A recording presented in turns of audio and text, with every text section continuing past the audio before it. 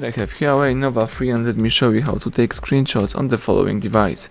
So at the very beginning, let's open the screen that you want to capture. In my case it could be, for example, the calendar, and let's assume that I want to save the following screen. So all I have to do is use the following combination of keys, power key and volume down.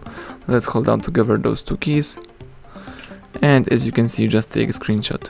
So let me show you again. Let's hold down together power key and volume down simultaneously, and you just capture the screen.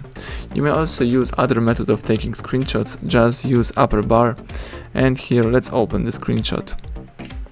So let me show you again. Use upper bar and tap screenshot.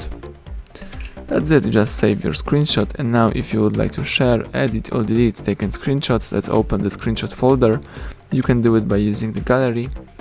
Let me skip the synchronization, and here under photos or under albums you can choose the screenshot folder when you can use your screenshots, and here you can save, edit, delete, share or do whatever you want with the following pictures. So everything went well. Thank you for watching. Please subscribe our channel, leave thumbs up under the video.